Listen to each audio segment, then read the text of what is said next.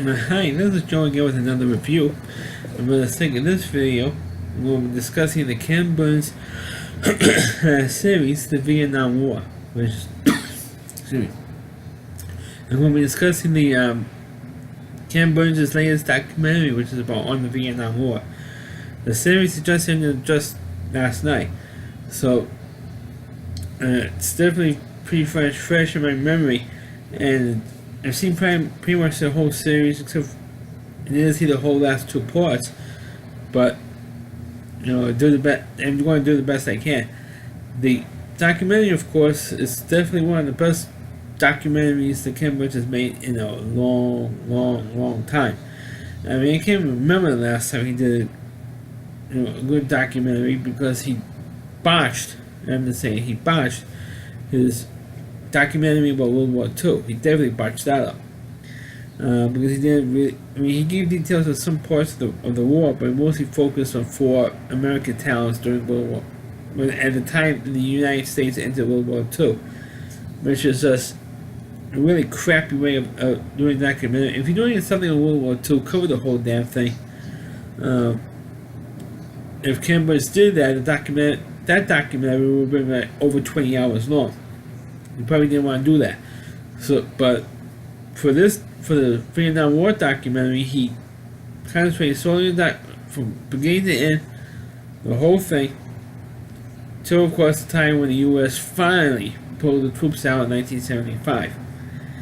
And of course it was pretty much a 30-year war, pretty much. Starting with the French trying to take over Vietnam, and the French were kicked out, and then in the 50s when the United States came in, when Eisenhower was president. And of course, it gave tremendous details on the battles, on the protests. It even went into the protests and the whole spiel, the whole war, which is what he should have done with World War II to begin with. Putting that much detail in that, I would recommend his documentary, The War. But for the Vietnam War documentary that Ken Burns did, he really upped it. I mean, this is really the only real documentary on the Vietnam War itself. Usually other documentaries go on with the protests and that type of thing.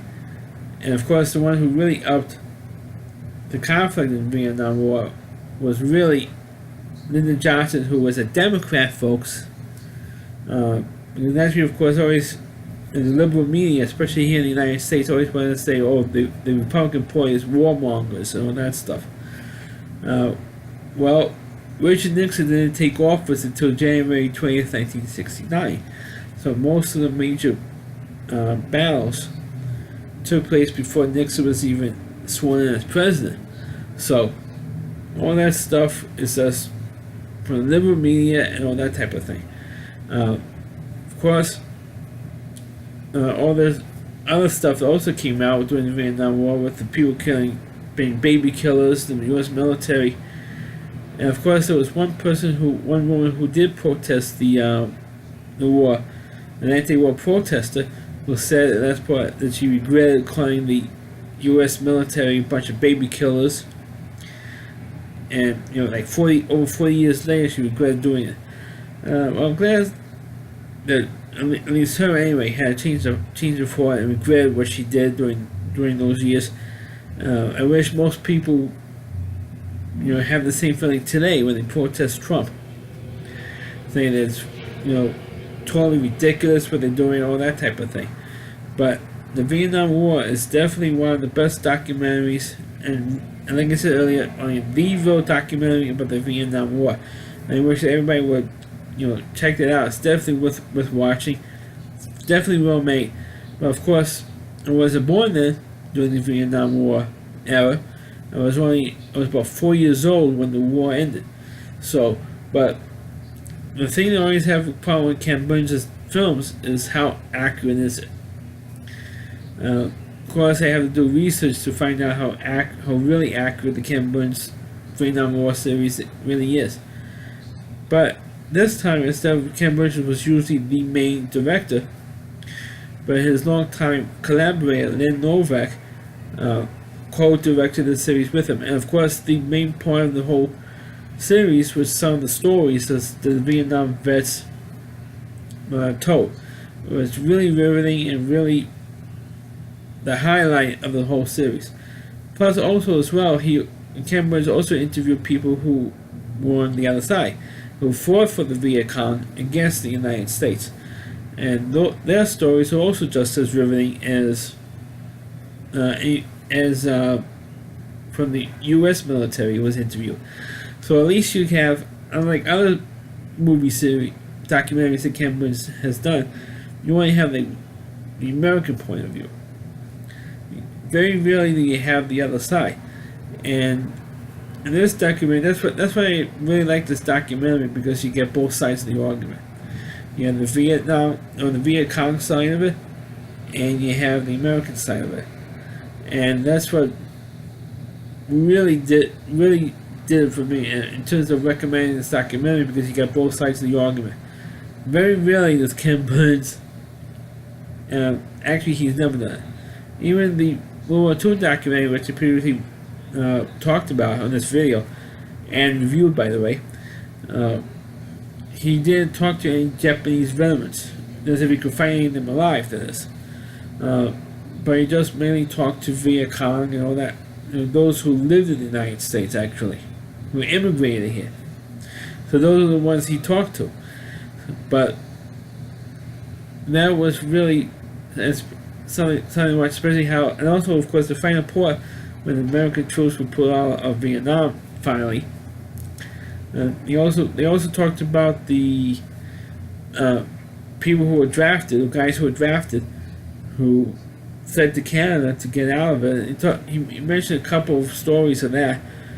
Ken Burns did, which was, something also to know too, especially with the famous episode of All in the Family where Mike's friend was a draft dodger, and they fictionalized that, and they portrayed it in a fictional television show. But that type of stuff was happening during the Vietnam War, and of course people who still lived in Canada ever since. I mean, those who fled the draft and went up to Canada so they wouldn't be drafted, and there's one guy who denounced American citizenship over it, and which is, really, I mean, these stories is practically really unheard of until of course the documentary came in for the past 2 weeks. But those stories are really the how they could get a first-person account of these stories, and that's really, really, really something to hear, especially how the war affected these guys and how dramatized they were, but what they saw, how the war was affecting them, and which is really what made the series really groundbreaking, really worth watching. Because how many people from World War II could you get today to do a documentary on World War II? Most of them in the 80s or 90s, I mean, how many of them can you get now?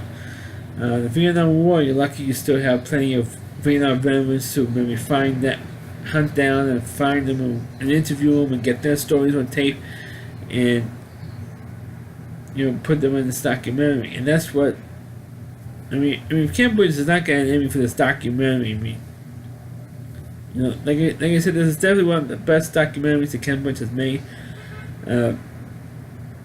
This one goes right up there with the Civil War in terms of the impact of how good this documentary is.